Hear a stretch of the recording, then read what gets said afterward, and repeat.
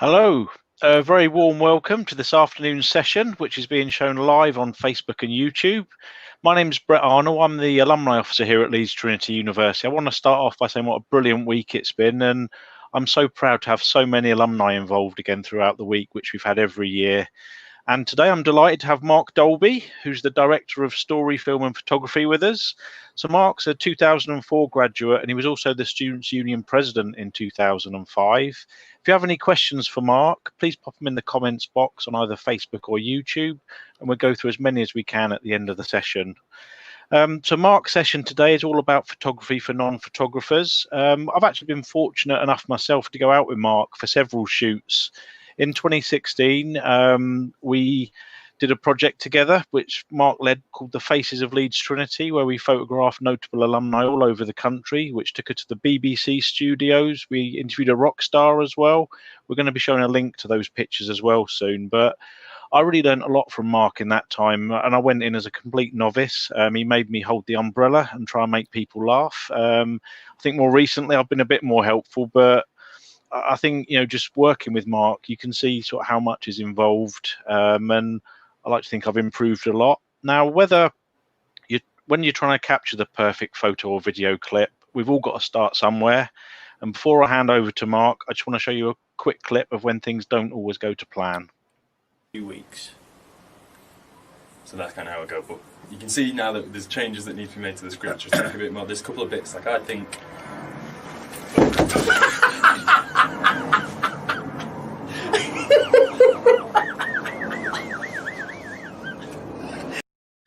I have to say, Brett, I'm so glad that you showed me that before we went live, because if that was the first time I'd have seen it, I don't think I could have followed it. Anyway, he did get up afterwards, by the way, and we are still in touch. But anyway, Mark, over to you now. Let's see how the experts do it. Thank you very much, Brett. So, today, photography for non-photographers. Hopefully, you'll take a few useful tips away from it all. And I thought I'd start just by talking about how I became a professional photographer, really. And it started for me in sort of college, and then obviously university at Leeds Trinity. And that was an opportunity for me to get really creative, and not just through photography. In fact, photography wasn't sort of my first love, if you like. I was doing more filmmaking, making music videos, and doing a bit of journalism and things like that. And so I really enjoyed that period and that creative time. But I then found that when I went into my career, although I was working in some very creative companies, I was working in web design and marketing agencies, I wasn't particularly in a particularly creative roles. So I was finding that I was pushing a lot of email around as an account and project manager, rather than doing the stuff that I'd really enjoyed doing when I was at college and university. And so that led me in 2012 to buy a digital SLR and try and explore photography again. And it led me down the path of wedding photography. It was a really accessible route into professional photography, something I could do in my spare time. And I think people are a little bit sniffy sometimes about wedding photography in terms of where it stands in the pantheon of professional photography. I think there's some amazing wedding photography, really creative wedding photography around, and I also think that it was a fantastic training ground. As a wedding photographer, you're a photojournalist, you're a sort of portrait photographer, sometimes even a product photographer. So it was a fantastic way of learning the trade and learning it in a sort of pressured environment as well. And from there, I also developed a sort of commercial portfolio of clients as well, predominantly in the education sector, because that's where I had been working before becoming a professional photographer. And so that has led me ultimately to where I am now, which is working with my business partner, Jimmy Lund. We've got a film and photography company, Story Film and Photography, where we do commercial photography for a range of clients, both in the education and various other sectors. In terms of today, I think the reason that I chose this subject for the talk was really because, reflecting on my own career, I think, and even more so nowadays, even if you don't necessarily see yourself as a photographer, more and more media professionals, media graduates are expected to be able to be content creators, essentially. And that means being able to take a good picture, whether that's with a smartphone or with a DSLR, maybe even create some video content. Even if that's not the main part of your role, I certainly have seen the shift in journalism, where people that in the past may have just been expected to file copy are now expected to write the article, provide the photographs, and maybe even some video alongside. So hopefully some of the tips that I provide today can be useful for people like that. There might be some photographers out there as well just getting started that find this useful. In terms of what I'm going to talk about, I'm going to focus mainly on sort of tips and philosophies really, as opposed to the more technical stuff. But if you do have any more technical questions, then please, by all means, drop the questions in. I'm more than happy to geek out on gear and technical questions as we go along. And likewise, if anyone's got any career questions, more than happy to talk about those as well. So what is it that makes a professional photographer stand out from sort of any other photographers or just people using their cameras day to day? I think the first thing that always stands out for me is that as a professional photographer, I take a lot more pictures. And that's not just in terms of me having a camera in my hand a lot more of the time. I mean that in any given situation, in any scenario, in any scene, I'm taking a lot more images. And I've got an example here actually of this is just my daughter's playing on the swing recently. And these pictures were probably taken in the space of about 90 seconds. And as you can see, I took sort of 28 shots, which I think is quite a lot. And it's probably more than most people would take in that situation. Most people would kind of get their camera out, take a few shots, and then put the camera away again. But the crucial thing is that there's a step that comes after you've taken 28 shots, which a lot of people kind of miss out when it comes to their photography, and that's the editing.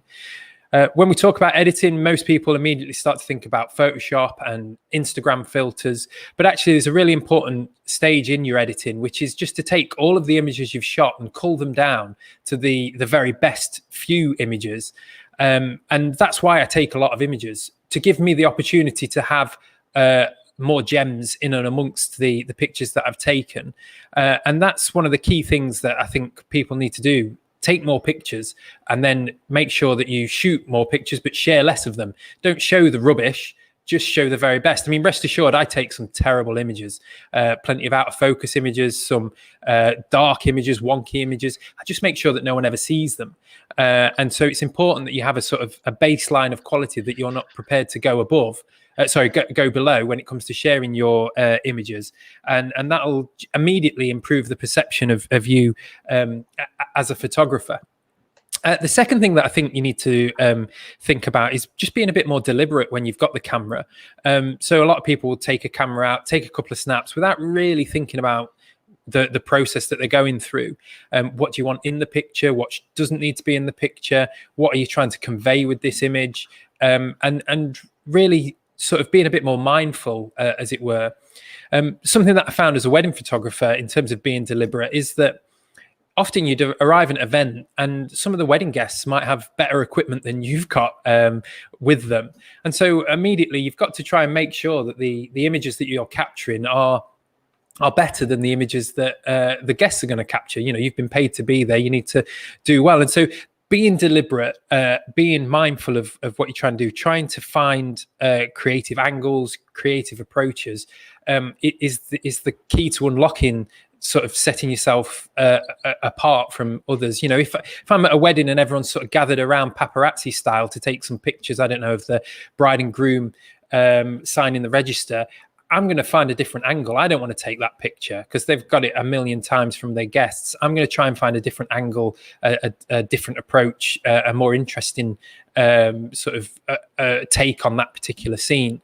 And I think also you've got to be prepared to go a bit above and beyond, if you like. And I've got an example of that. So in this particular picture, this isn't one of my images. This is someone taking a picture of me. And I don't know how clear you'll be able to see it, but in the circle on the left, that's me in the river, and on the right hand side, on the banks of the river, are our bride and groom. Now, I'd seen this river at the start of the wedding day, noticed that it was particularly shallow. It wasn't particularly fast moving. The weather wasn't particularly bad on this particular day. So I thought, it's not going to be too cold in there. And so as the sun was setting behind them, I invited them down onto the banks of the river. The guests loved it. It was like putting on a show for them, probably hoping that I fell on my backside in the river. Luckily, I didn't. But I put my camera down low to the water, and I was able to capture an image that I'm pretty sure no other guests were able to capture, and one that I hope they will now have on their wall and enjoy. Another one of my favorite phrases when it comes to photography is that you shouldn't be able to tell a photographer's height from their photos. So, naturally we have a camera and we bring it to our eye. And so that can lead you to have a lot of photos that are shot at eye level. But as with the previous picture, I've put the camera down low by the river to get that reflection. In this particular image, I'm taking some shots of an event. And in this instance, I'm kneeling right down at the front of the stage to give me that interesting composition and that interesting angle. If I was sat where the audience were taking this picture, it just would be a little bit boring, I think, personally. Another example, this is an example that Brett should recognise. So this is from the Faces of Leeds Trinity project. And one of my favourite phrases about photography is the camera looks both ways. And the first thing to say about that is that if you're sort of a stress ball playing with your camera, trying to figure out your settings, and I say this as someone who's been there, you're not going to get a good reaction from your subject that you're trying to take a photograph of. If you're relaxed and you're just kind of the camera's almost incidental to the scene, and they're not really focused on you taking pictures, it can make a massive difference to the end result. Now, Brett will probably want to take credit for this smile, because as Brett said, we did quite a few shoots together as we went through the Faces project, and so we kind of played off each other towards the end, where we were both trying to keep the subject relaxed and chatting away to them, and just trying to make sure that they weren't too focused on having their picture taken. And I think in terms of that approach, one tip that I could give you is to kind of use an approach where you say to someone, I'm just going to take a few test shots, and you never stop testing, really. So if I was to say to you, right, we're going to take a few shots, and immediately people tend to clam up. So people, they're worried about having their picture taken. They want to look good. But if you say to someone, I'm just going to take a few test shots, you don't need to worry, just look in this general direction, and you keep chatting to them, what you tend to find is that people stay relaxed. They never really worry about having their picture taken, because they don't think they're having their picture taken. These are just the test shots. One of the worst things you can do is ask someone to say cheese, or I've even seen photographers that kind of count people in. So 3, 2, 1. I think that's something that comes from school photography, isn't it? The school photographers kind of say, okay, guys, here we go. And all that does is kind of make people clam up, because they're like, oh God, here he comes with the camera. If you just kind of say to people, right, we're just going to take a few test shots and never stop taking those test shots, then you tend to get what you need before too long. But as I say, it's about being relaxed, and it will be reflected back at you. Just to take that idea of the camera looking both ways a step further, really, I just wanted to share this image, which again is a wedding image. And I think it's about giving a little something of yourself to your photography. If you can't empathize with the subject that you're taking a picture of, then it's going to show in the image. And in this instance, Ben, the groom, got very emotional as soon as Jenny, his bride-to-be, arrived at the back of at the top of the aisle. And I'll be honest with you, by the time Jenny had got there, I was sort of tearing up. I'm a terrible crier, and so I was kind of tearing up and kind of feeling the emotion. But I think that shows in the images. And if you can't sort of empathize with the people whose pictures you're taking, then I don't think that you're going to be able to get as good an image. The other thing to say about this particular image is I'm really close, and in the days of COVID and social distancing, that can be harder to achieve. Obviously, I'm looking forward to the days when it comes back. But wherever you put the camera is where you're putting the audience. So I could have taken this image from the other side of the room with a long lens and zoomed in. It wouldn't have had the same feel. Where I was stood right there, I could reach out and kind of put my hand on Ben's shoulder and say, "It's all right, mate. She's here. It's all going to be all right." And so that's where I'm putting the audience, and that's something to think about when you're taking photographs. Where you put the audience is where you put the camera, and it will make a big difference in terms of the emotions that people feel. So I just wanted to share, before we dive into any questions, I just wanted to share a few more of my recent images, because hopefully they will demonstrate some of the things I've just talked about in practice, really, in terms of not always going from the same sort of angle, and kind of being deliberate in your approach. So if we can share those pictures now, and then really looking forward to answering any questions that people have.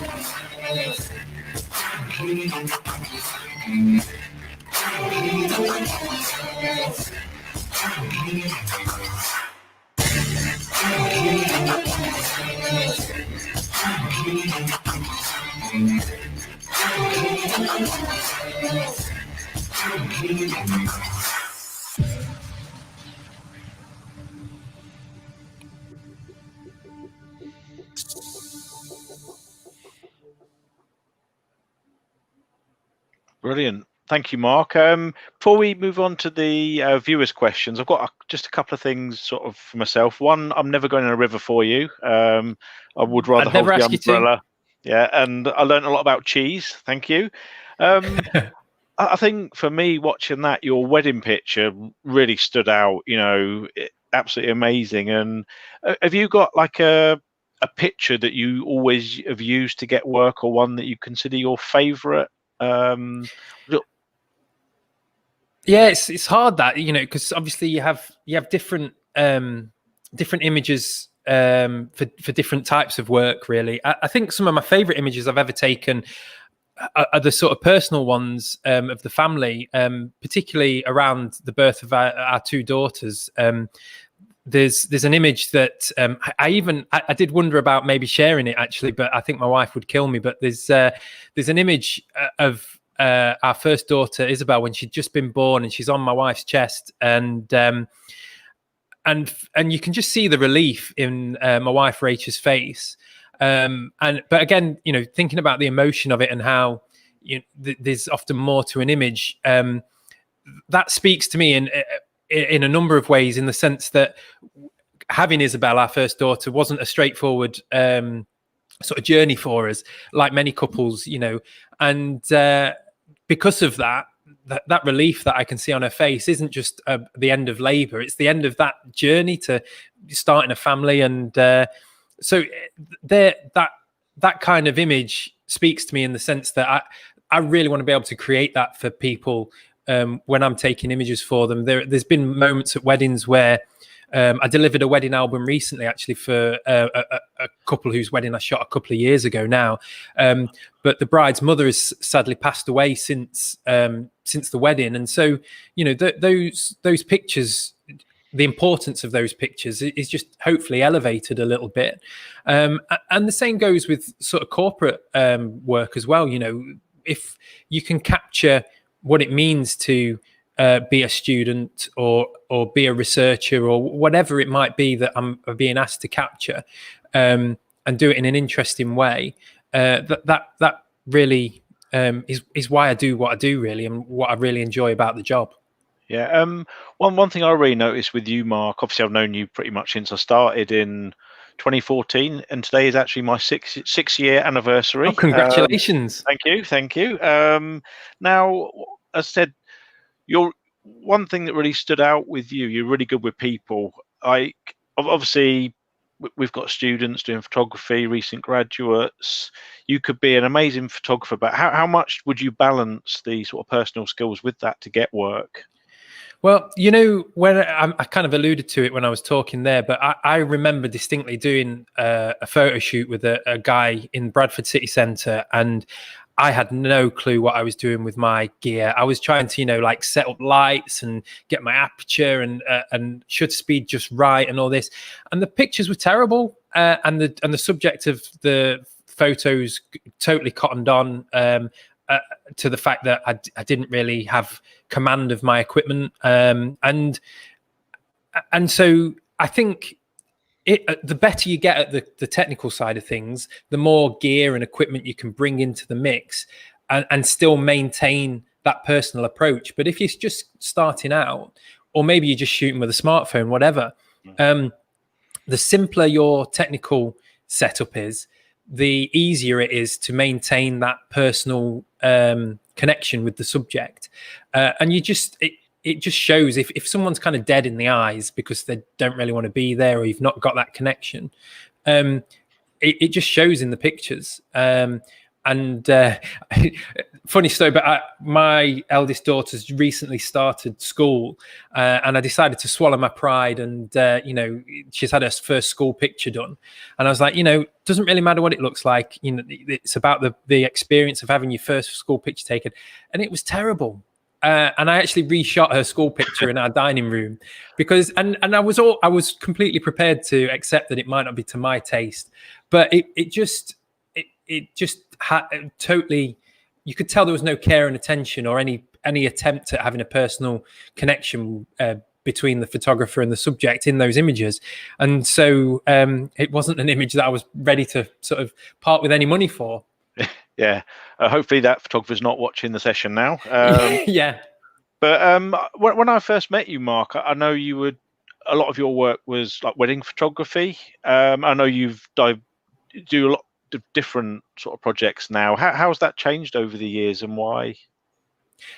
Some of it is sort of a desire for a new challenge. I felt like I'd kind of gone as far as I could with the wedding photography, but also just family. Sort of spending 40 weekends a year away from the family was fine when the girls were really young and my eldest wasn't at school. But if I was to do that now, I wouldn't have very much time with the family at all. So it was great in the sense that I could spend a lot of time during the week with our kids when Isabel in particular was really young. But now I'm trying to sort of balance the business with the family still, and it works better this way. Also, although we're a relatively young company, we're trying to develop something sort of bigger than just being a freelance photographer. So we're looking at expanding, bringing people on board, and I enjoy the film side of things as well. I've been doing a little bit more of that, which takes me back to my studies at Leeds Trinity. As I mentioned at the top, I did quite a lot of filmmaking at college and university, and then I've been slowly coming back towards it really as my career's progressed. Yeah, and like for me now, after going out with you, I did get a new snazzy iPhone 11. So as a professional photographer, like, do you feel at risk with the new technology coming through? I mean, that makes me look a better photographer than I am. So with all the new sort of things coming through, how do you feel as a professional? Do you feel like challenged by it? I think you can be to a certain extent. Certainly, you can take better pictures with your smartphone now than you ever could. And I think, thinking about things like journalism, I'm sure there are plenty of images that appear in print and online that have been taken with smartphones. And there's a great thing about the immediacy of having your smartphone with you. But at the same time, the way that I like to approach photography is kind of not related to the gear. I mean, obviously you do take studio lights and good cameras and lenses. But I'd like to think that if I was to give you, for example, Brett, my camera bag, and you gave me your smartphone and we went to a wedding, I'd like to think that I'd get better photos with the iPhone based on my experience of shooting weddings than you'd be able to get generally with the full camera gear. And that's not to put you down as a photographer, Brett, but it's that kind of thing where good photography isn't about the equipment, and it takes you a while to get your head around that. And understand how it's not really that important. I also think that the more you simplify your setup, often the better the photography is. So when I'm shooting pictures of the family, I tend to have one lens. It's a fixed focal length. I even tend to set the camera to black and white, partly because I think the pictures in black and white look cool, but also because it's one less thing to be worrying about. You know, you're not thinking about the white balance, you're just thinking about light and shade. And the more you simplify what you're doing with the camera, the more you can be connected to what's in front of the camera, and less worried about settings and things like that. Yes, I'll take that from your answer. I'm still in charge of the umbrella for future shoots. Yeah, but, voice activated light stand is how I like to refer to it. So thank you. I've been called worse. Where do you see things going, like in the next sort of 4 or 5 years with technology, and how that might affect you? It's really hard to know. I mean, obviously with the COVID stuff, we've moved away from a lot of event film and photography. We've done a lot of filming of this kind of stuff where things have moved online. So streaming and things like that, I think, are going to be really important parts of the communication mix.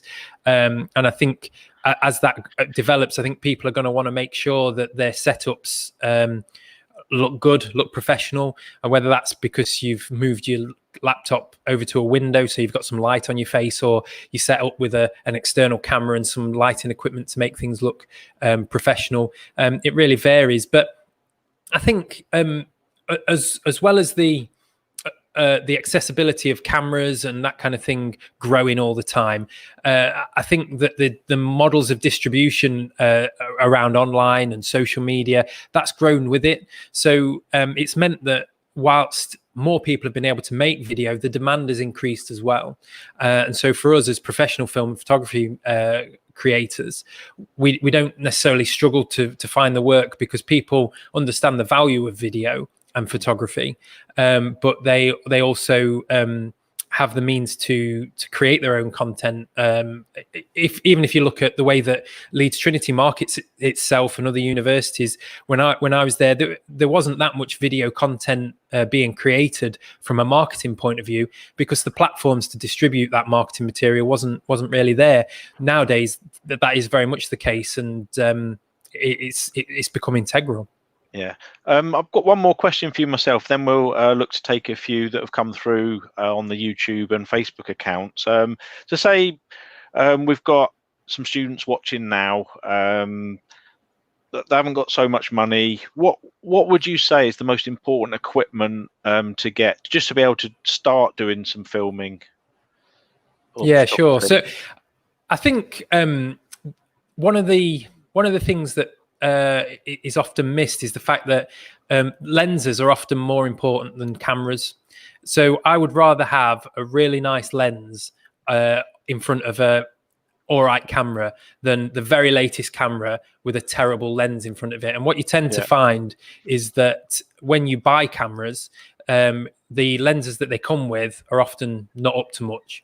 So I would say that the first thing that any aspiring photographer, particularly if you've bought a mirrorless camera or a DSLR camera, the first thing you should get is a single good quality lens. I always used to recommend, in the days of DSLRs, a lot more people have mirrorless cameras now, but in the days of DSLR, the 50mm f1.8, which Nikon and Canon and I think probably Sony make as well, they're about £100. It's a really nice lens. It's a fixed focal length, but the quality is really good. You can do a load of stuff with it, and so it's a really good place to start if, as a photography student. It should be like the first lens that probably goes in your bag once you've bought your camera.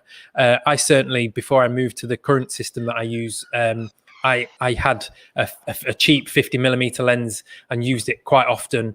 It got battered around, and it was a real workhorse lens for me. Brilliant. So so we've got a question now from Tom Heath. Hi Mark, how many different shots do you tend to take to get that one shot which you'll use? That, in fact, that's something that I meant to talk a little bit about, the ratio. So I'm really glad you've asked that, Tom. for me, I would say that only about 10% of what I shoot is good enough to be delivered to the client. So for a wedding, I'm usually delivering between 300 and 500 images. So over the course of a day, I'm taking between 3,000 and 5,000 frames. And to take that one step further, in terms of what would end up potentially in my portfolio or in a blog post or something like that, you're looking at sort of 1%. So it really is important to take a lot of images. And when the two things need to go together, it's not about what we call spray and pray, where you just kind of fire off loads of shots and hope for the best. It's about being deliberate as you do it. But the more pictures you take, the more you've kind of got to choose from. So it does make a massive difference. If I go out and shoot for a day, and at the end of the day, I've got one really strong image that I think is portfolio worthy, that feels like a good day to me. But there are plenty of days where I'm hired to go out and shoot, and I'll come back with plenty of images that, that I know the client will be happy with, but there's nothing in there that's going in the portfolio. Brilliant. Hopefully we've got another question coming through. Okay, so here's the next one. What lenses do you use the most? So I used to use the sort of 35mm equivalent lens a lot. And I say used to because that's a lens. In fact, I've got it here on a camera. So I use the Fuji cameras at the moment, and this is the 35mm equivalent. And if you get really close with that lens, you get a real sense of being there. The shot I showed you of the groom at the wedding, that would have been shot with a 35mm lens. And so it really puts the audience in the scene. But the important thing with that is to get really close. I would usually pair that with a longer telephoto lens, which is great for sort of portraits and, blowing out the background and that kind of thing. So usually that'd be like an 85mm lens, or I've recently bought the equivalent of what we call the 70-200 lens, which is a pretty much a workhorse lens. I used to have it when I shot Nikon cameras, and then sold it, immediately regretted it. And so once I've moved over to Fuji, I've kind of bought the this 70-200 zoom lens back again, and I enjoy using that. But it doesn't kind of fit in with that idea of getting close. It's more sort of for portraiture. Yeah. And another question: what type of lights do you use on shoots?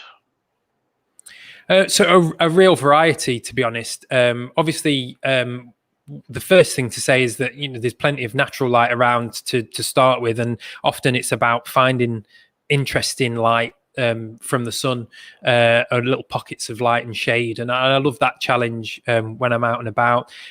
Use window light a lot, and taking control of the light in the room. So sometimes I'll walk into a room and again, it's about being deliberate. I'm going in and I'm turning lights off, and I'm shutting blinds, and I'm opening other blinds, and trying to set the room up as I want it for a particular shot. I do then also use flash. One thing I very rarely do is have a flash on the top of the camera there. It generally creates pretty boring, bland light. So I tend to, I've just got a really messy desk in front of me with all sorts of bits and pieces on here. But you tend to use something like this, which is a transmitter. You pop that on top of the camera, and that will talk to your flash, and you can have the flash off the camera then. The image that I showed you in the river, I was using that setup. So there was a light fired at the bride and groom, which I've then painted out in Photoshop. But yeah, that's how I've lit those guys. I've also got studio lights, so studio flash, which I would usually set up if I've got a day of sort of headshot or profile photography to do. Then I'll set up that kind of thing. But often it's the smaller flashes that I'm using, but using them wirelessly. Yeah. I can certainly remember you reorganizing people's offices when we did the 50th anniversary shoots. So yeah, again, though, that's that. It's that thing of being deliberate. So like a lot of people will walk into a space and they'll kind of like take it as it comes. Whereas, if you want to get a really great shot, you've got to be prepared to kind of start shifting furniture and, with permission, obviously, yeah. But, be prepared to kind of reorganize things to get the shot that you want. Yeah. Oh, and got a message come through from Alex Carter, who I remember well, former journalism student. So Alex remembers you as well, Mark, from his time at Trinity.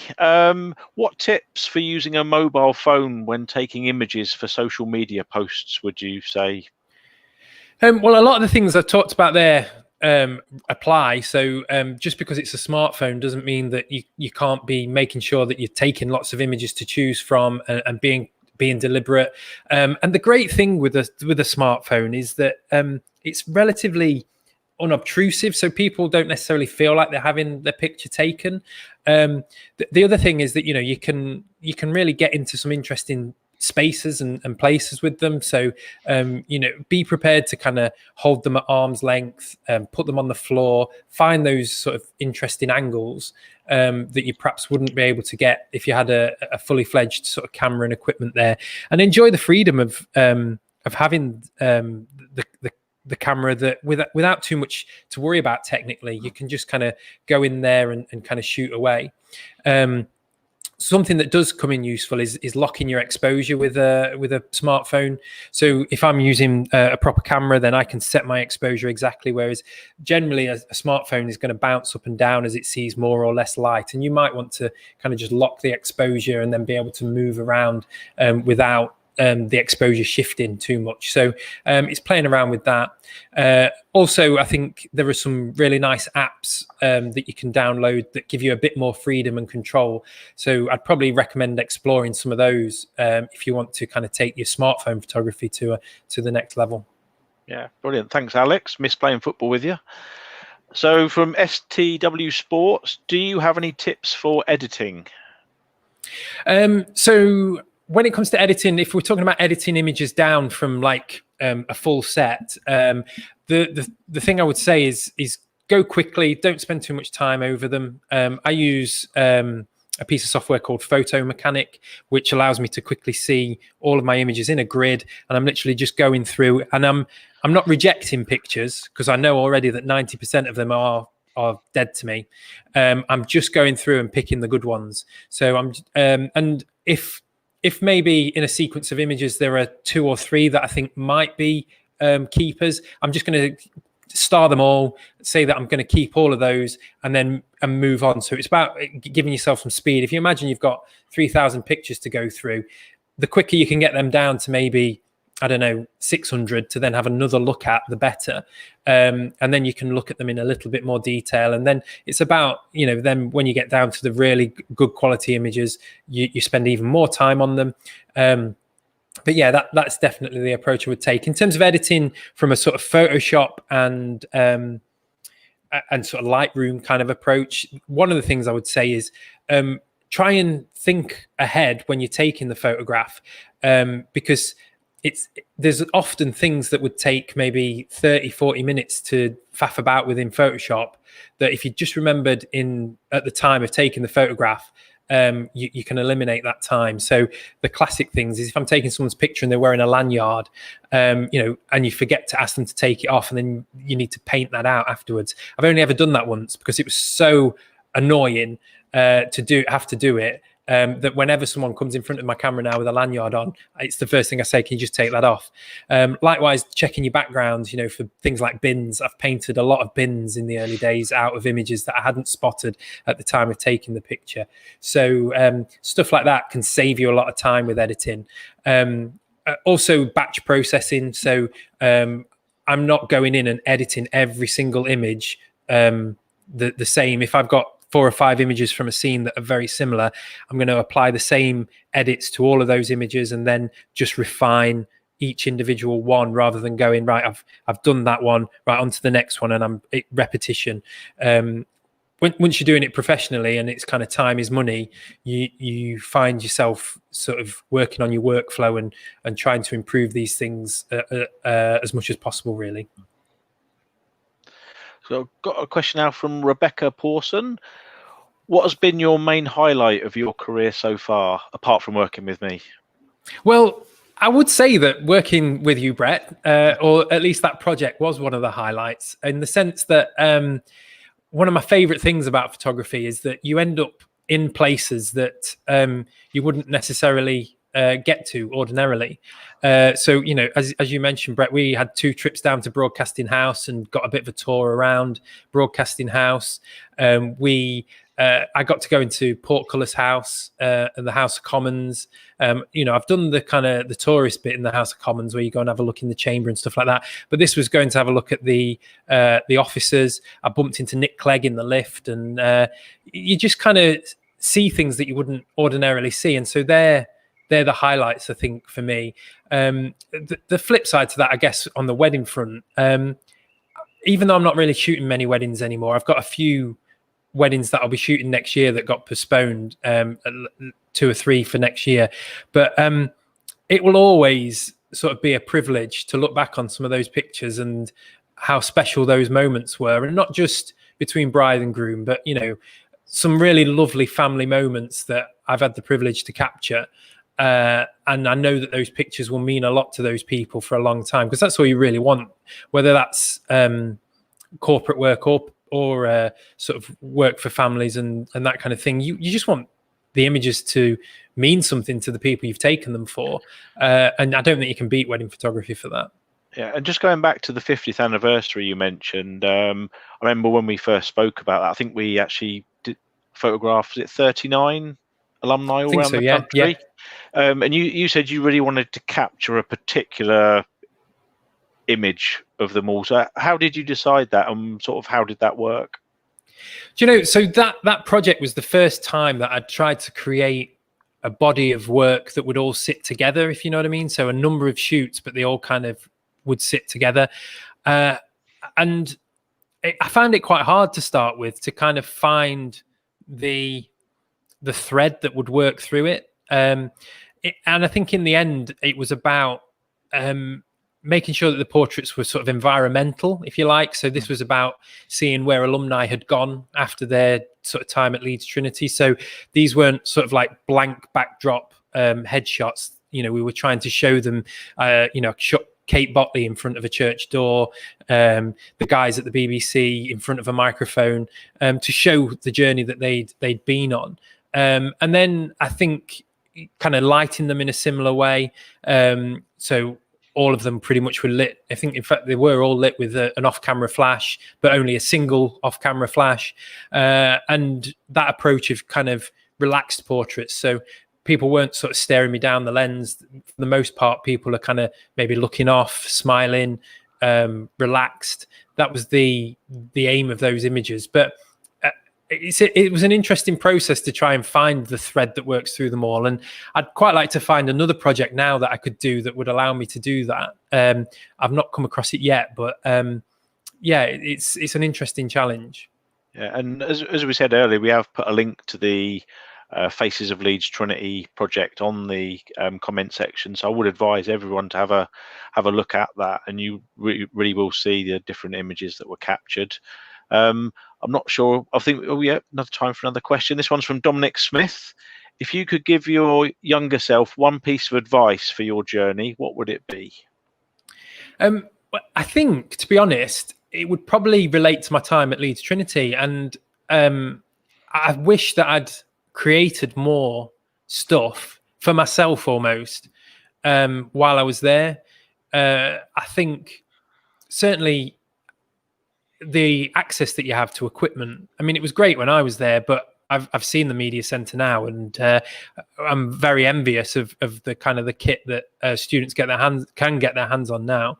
And I think if I'd have had a bit more about me when I was at uni, I'd have been making more images, making more films, just creating a portfolio much earlier on.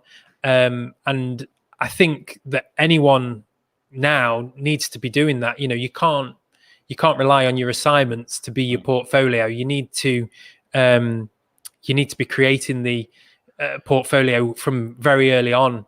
Maybe even trying to find a bit of a following on social media, but also that's your opportunity to make all the mistakes, isn't it? When the stakes are pretty low, and also try and find what you like doing. For me, I'm not interested in kind of product photography, or landscape photography. You know, I don't mind taking the odd landscape image, and I've done a bit of product photography, but for me, it's about people. I like taking portraits. I like capturing events where people are involved, and it takes a little time to kind of figure out if that's your niche and where you want to be. So the sooner you start taking lots of photos and experimenting and creating lots of content, the sooner you can find what you're best at and what you're most passionate about. No, brilliant. Well, thank you so much, Mark. Thank you for today, but also thank you for all the support you've given myself and the university over the years. You're a great ambassador for the university, and we're very proud. So really appreciate the session, and I'm sure so many people have got so much out of it. Now, for the next session at 2:00, there has been a slight change to the schedule due to unforeseen circumstances. Unfortunately, Claire Ryan won't be with us, but we have lined up another brilliant speaker. So we've got Helen O'Hara from Empire Magazine, who's going to give a fascinating talk about working in film journalism. So thanks again, Mark, and I hope Thanks, Brett. hopefully our viewers will turn into the next session as well. Brilliant.